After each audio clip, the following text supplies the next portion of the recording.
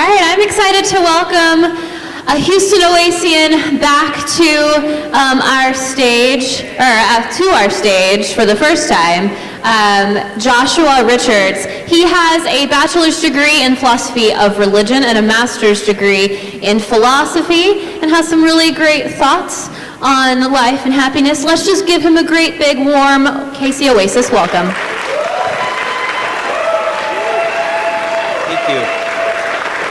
Thank you. Normally I stand behind, oh, there we go. Josh, yeah. At the end, we can try that. Thank you guys so much for your welcome. It is so good to see so many of you again after our adventure in Denver. So you'll have to pardon me. I normally stand behind a lectern, and as I kind of get adjusted to this Oasis, I've got a few detours I want to get out, then we'll have a great talk. First up, greetings from Houston Oasis. It is so cool to be here and see so many similarities between this community and our own. We have a lot of friends from the KC folk who come down, and so I know that they all send their love. My girlfriend Helen was sad she couldn't be here, and she wanted me to make sure to let you all know that she sends her best, and she hopes she can come next time. So, those of you who heard me whine at the summit know that I don't fly on planes very well. I'm a large man, and I'm very timid when I'm in a little tube flying through the air. And so, yeah, that's a scientific way of explaining that. So, I want to tell you guys about, and I'm sorry for those who have already heard this, but I would be remiss if I didn't share this. It's been on my mind for a while. So, yesterday I get up and I get on a plane to come here and see all you wonderful people. And I sit down, and it's a pretty packed flight, and so I got lucky seeing another gentleman who's a big guy. And we agreed that we would sit together, and the middle spot would just be kind of there for us to not crush somebody to death. So this gentleman's a little bit bigger than me, and he's nervous, and he wants to talk. I'm a talker too, but when I get on a plane, I shut up because I'm terrified. But he wants to talk. What are you doing? What are you going to KC for? Oh, I'm going to give a talk Sunday morning. Oh, is it at a church or something? No, not exactly. Okay, that's cool. And so he asked me what I'm going to be talking about. We talk a little about philosophy, and he eventually, we talk a little bit about Oasis. Well, what's Oasis? He's like, well, it's not a church. He's like, so give me some more details. And I try, and whenever we tell people about our fine organization, you want to be careful. We're not against anybody or anything like that, so I try not to use any A words. And so anyway, this guy, he eventually started, we get to talking about religion, and so he's like, I'm an atheist. I came out to my parents 2 years ago. It didn't go well. And so here's where my flight gets interesting, because there's these people sitting behind us from Waco, Texas, and apparently there's a show that my girlfriend loves called Fixer Upper. I don't know it very well. Chip and Joanna Gaines, maybe you saw them on Facebook. They pissed off a lot of people when they said, we stand behind our pastor and we don't believe that homosexuals are ordained by God. And so, yeah, they caught some flack for that. Anyway, these two people begin to overhear this gentleman talking to me about his lack of faith, and they decide to inform us that they are a team of married pastors from Waco, Texas. And they decide to give this guy like the third degree. He's pretty brazen, and they get into a little argument. And they have like the little fixer-upper T-shirts. They have like their Christian T-shirts. We're a Christian pastor team flying on a plane, and so they're like, well, we're pastors. And then 4 other people stand up and they're like, we love that show. We love Fixer-Upper. We love those people. We're Christians too, and that's cool. But the guy sitting next to me decides he wants to get into it with them a little bit. And so in years I've learned to just shut up in situations like this, but I'm in a tube going through the air real fast, and I'm nervous, and they said 2 things that just really upset me. They're like, how can you be a good person? How can you be a good person? What keeps you from rape and murder and from just punching children? Well, a lot of things do. Anyway, so they want to talk about the Bible, and after a while, we talk about the Bible. And this lady's like, the lady of the married pastor team is like, you sure know a lot about the Bible for a philosopher. And I'm like, oh no, that's because I'm an ex-pastor. Like, that's just 5 years of that. And the cool thing about working in churches and serving as a minister is whenever you tell people that, you get such a weird, empty, like their face relaxes a little bit, because nobody really knows what the hell to say to that. Oh yeah, I was a pastor, I left. Well, what happened? It didn't work out, you know? We're seeing other people right now. I still call him, Jesus is still on speed dial, but that was my plan right up here. So, I want to talk to you guys about happiness. I want to keep this short because I feel like I learned more about happiness in the music than I think anyone's going to get from anything I say, so we're going to keep this short and sweet. Okay, this is not a talk about how to be happy. I'm not Daryl Ray. Bug him about that. He is much more better trained for that. I want to talk about the concept of happiness. I'm a philosopher.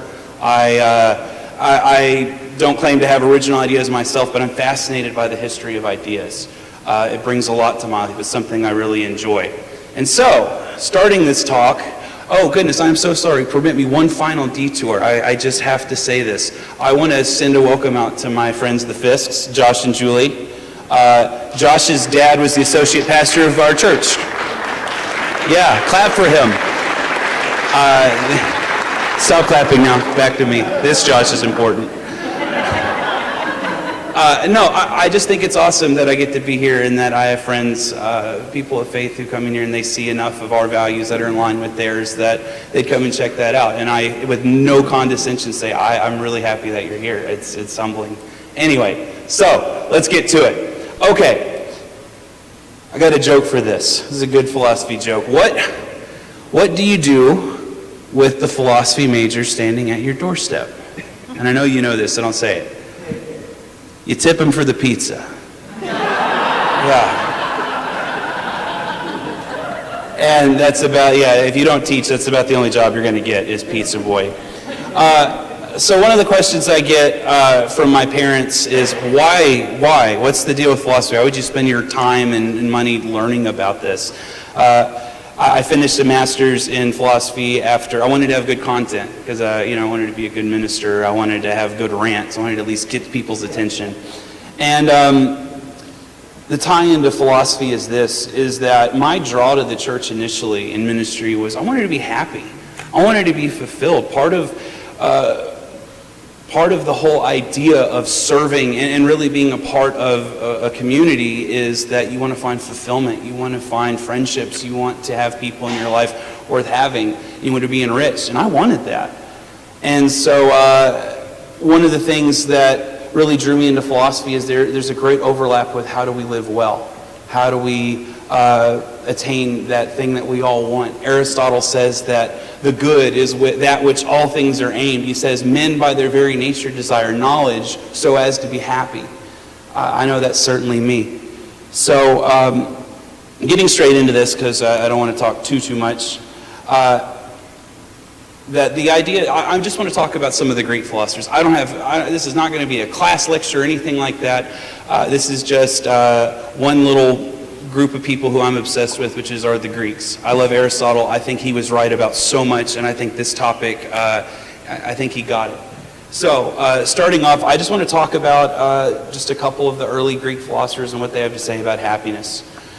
First of all, their word for happiness is the Greek word eudaimonia. It means fullness of spirit or flourished or something to that effect, to be adjusted in life. And it's important because none of these philosophers, except the hedonists, really think that happiness is in those fleeting moments of,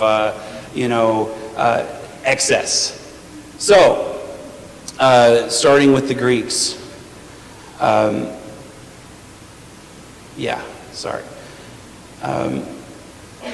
want to do a quick thought experiment real quick, and then we'll get through this. Hippocrates, he was from 460 to 370 BCE. And I think he's a good place to start for the point I want to make. His oath is the oath that doctors take, do no harm, and all of that great stuff. For Hippocrates, there was a real problem for him with epilepsy. And one of the things he did that one of the reasons we still remember him was people in ancient Greece at that time, when they saw people have seizures, when they saw epileptics, they didn't have the tools to properly understand what was going on. They called epilepsy the holy disease. The reason we call it a seizure is because the Greeks literally believed a god, a demigod, or something would seize that person and shake their soul up in their body. And so that's really at one time what people thought was going on. And so Hippocrates was one of the first of thinkers who said, okay, but what good does that give us in understanding? What good does that help us to treat our patients better? And so he decided to divorce the mythological explanation away. And he began to ask his patients, what are you eating? Where are you getting your water? What other things are you taking in your body? And he was able to treat them a little bit better by trying to apply science in those kinds of explanations and methods. I start there because at this time, I mean, this is one of the first guys to do that. We owe a lot to him. This thinking about life and divorcing it from mythology is something that we kind of start up with in the Western tradition of philosophy. The difference between the Western and the Eastern traditions is that the Eastern traditions are a lot more friendly with myth, a lot more friendly with contradictions, and they don't really, everything just kind of goes. It's great. However, the Western tradition starts with a man earlier than Hippocrates named Thales. And Thales is important to philosophy. He was wrong about so much. He thought everything was made of water. You cut yourself, you bleed, you sweat, there's so much, well, everything's reducible to water. That was his physics. Very wrong. Patently false.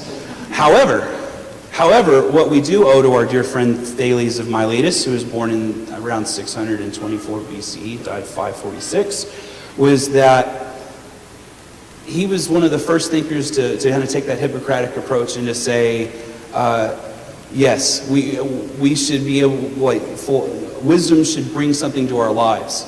Mythological explanations are great and fine, but something real is what's going to be of most use to us. And so the reason Thales is so, Aristotle calls him the first philosopher. Anyway, what Thales got right was this. He was able to predict when eclipses would happen. He was able to look at charts and do enough math to figure out when that happened, which, by the way, in like 6th century early Greece, that's a pretty cool trick. But instead of getting people to think he had some sort of magical power, he would teach others. And so one of the things he's famous for is he saved up all of his money and he began watching the climate of Miletus. And so one day, not one day, but over time, he was able to figure out when a good olive crop would come. He sells all his money, buys a big field of olive trees, and makes a killing that season. And his point, his sermon he took from that was, wisdom should do something for you. If you're going to bother being a philosopher, if you're going to bother thinking deeply, it should benefit you somehow. And so the following philosophers took that idea and ran with it. Plato and Aristotle, who I'll be talking about shortly. So anyway, that was about all that was good of Thales. He had a couple of other ideas that made absolutely no sense, but we keep the things that are right and we move on. And I promise this has something to do with happiness. Just give me 1 minute. We're gonna get there real quick. Before talking about the Socratic philosophers, which really I've only got like 5 more names for you, so thank you so much for your patience, there's 2 other thinkers before Socrates who were like these giants. And I'll talk about them just real briefly. There's a guy named Parmenides. And for Parmenides, he says that nothing changes. You're born a baby, you die, hopefully you live long enough to see old age, but nothing really changes. We're all the same. Everything is stasis. There's no beginning or end to the universe. And that's pretty much all I know he ever said. And that's to be contrasted by one of his contemporaries named Heraclitus. Heraclitus is the one who says you never step in the same river twice, but then again, if things are always changing, you never really step in the same river once, I think. Anyway, so for Heraclitus, everything is changing. And so the reason that that's important is because for these philosophers, they really obsessed over that. Do things change? Do things really stay the same? And they didn't have the philosophy or science that we have now. They were inventing it. So where I'm going with this is that Parmenides simply would have said about happiness, sticking to that which is unchanging, thinking upon those things, thinking about myths, thinking about things that do not change, your inner essence, some real hippy-dippy stuff. And then Heraclitus said that happiness will be embracing that, understanding that nothing is permanent. And so the reason I even bring those guys up is because so much of Plato, one of the most important people in philosophy, Alfred North Whitehead, in his History of Western Philosophy, says essentially all philosophy is just a footnote to Plato and Aristotle. So, okay, talking about all that stuff before is just to kind of make sense of Plato. And I won't have too long to talk about him. But Plato was obsessed with trying to answer the question of, is truth absolute or is truth relative? This is something that these Greeks lost their minds over. And so Plato, the genius of his work, is saying that in happiness, that in well-being, that we have to think of these, that we have to embrace these ideas called the eternal forms, which I don't know, has anyone ever had to sit through a class where someone tried to talk about Plato?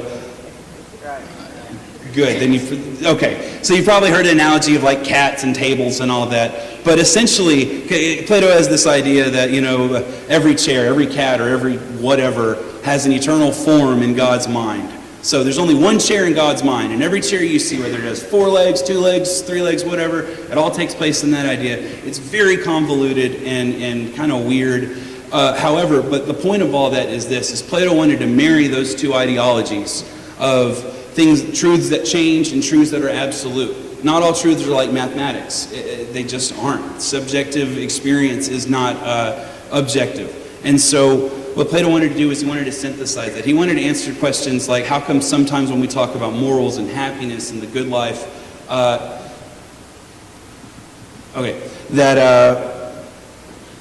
moving along. He wanted to answer this question of goodness and how come sometimes some truths like don't rape, don't kill are absolutes and make sense of the others. And so for him, you contemplated these mystical forms, and honestly, it doesn't make much sense. I only bring it up because as people were struggling to make sense of philosophy, then came my favorite philosopher, who is the last guy I'll be talking about, which is Aristotle. For Aristotle, he too was struggling with the relative question and the absolute question. And Aristotle, and all of this really does tie into happiness, because for Plato, to be a happy person is to understand that you have to try and think about God's thoughts. And once you incorporate those, your living will catch up. Aristotle says, bullcrap, all of it. And that's why I love him. He says, all this stuff about forms, you're wasting people's times. He says happiness is a state of being. Happiness, the best you can hope for, is to analyze yourself as a human being. What's a human? We are these rational creatures who also sometimes act incredibly irrationally. And so Aristotle says, look at us biologically. What is good for a human? Significant relationships, treating people right. And so his idea is the golden mean, and we'll talk about this before I wrap up. And so for Aristotle, he says trying to find a mean between extremes is the path to happiness. And so remember, Plato is obsessed with absolutes and relatives, and so Aristotle says that the path to happiness is going to be different for everybody because everybody's different. One man might be in a deficiency of courage. He might let people make fun of him. He's the guy who, his girlfriend gets made fun of at the party and he won't stand up for her. Aristotle says to that man, take courage. You should be fighting. You shouldn't let somebody just walk over you and mistreat you. But whereas Aristotle also says to the foolhardy man, to the man that's just full of piss and vinegar, take it down a notch. And so he creates this matrix for all of the 4 cardinal virtues: justice, wisdom, temperance, and courage, and a bunch of others. But what I find important there is that Aristotle's thoughts on happiness is that the best we're going to hope for is by living well and reflecting upon ourselves, by having significant relationships, and by doing the best we can to find our own mean. People who drink too much need to dial it back, but if somebody won't have a glass of champagne at their daughter's wedding, well, what's up?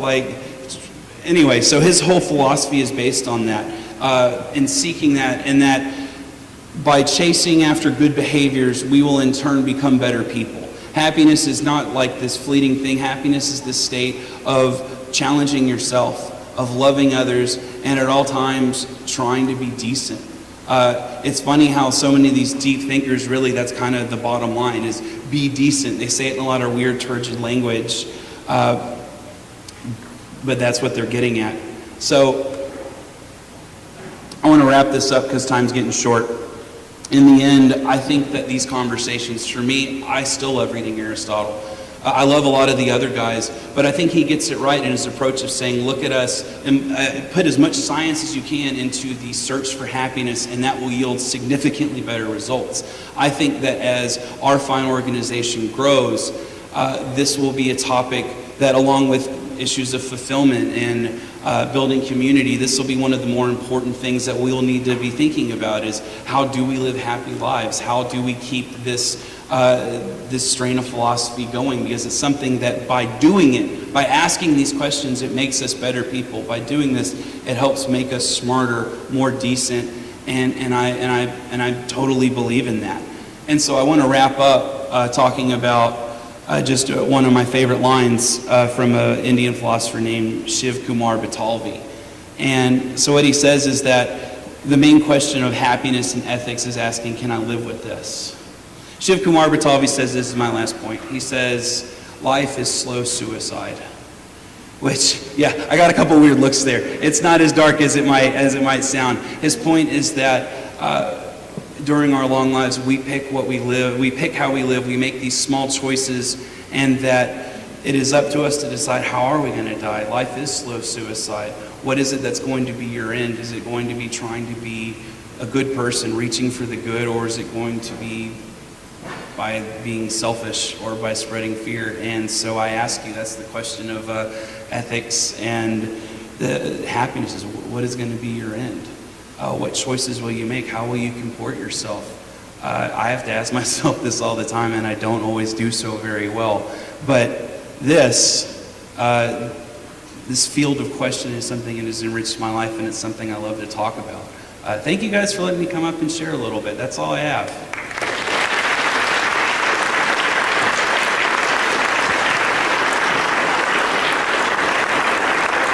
We'll take a few questions. We have 5 minutes for questions.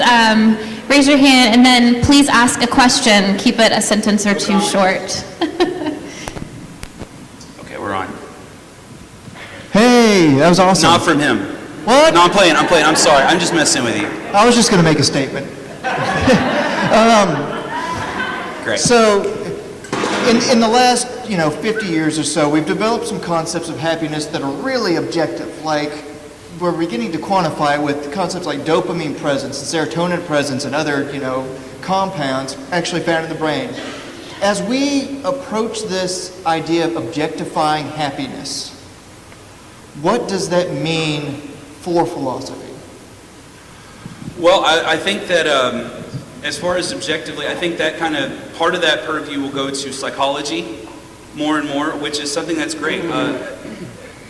Happiness might be reducible to factors like that. Mike Gauss was saying dopamine and serotonin. However, I would think that philosophy, or at least kind of the one I would like, this branch that I am talking about is something that's more subjective and internal, and I think that it'll still be just as important as we begin to make sense of the biological components of our brain that feel happiness. So I think that it's not going to go away, but psychology will supplement our understanding, and hopefully we can reach more happier lives. I'm hoping that we can include that, and or at least I can, because I like feeling good. I don't know about you guys. Anyone else? Oh, that was a hand. You guys, okay, yes, sorry. I saw people waving. I'm so glad you all love each other, but then it really confuses me. No, don't do that. Wait, are you first? No, she's just waving. See, she's... Hi, I'm waving too. Hi, waving. I'm Leo.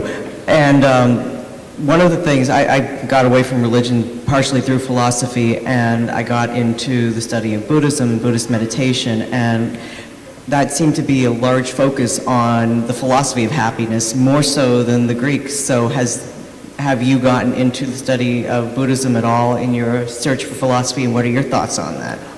Yes, I've skimmed a little bit into Eastern philosophy. However, I will say, and perhaps Ms. Quigley would be somebody a little bit better suited to answer this, but for me, Eastern philosophy is so friendly with contradictions, and I mean, some of that stuff you can take the James route and say, oh, so what?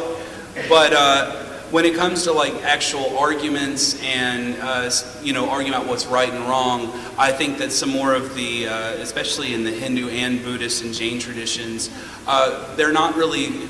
The focus isn't so much on arguments. It's not really based on strong advice. It's written in a way that is more poetic.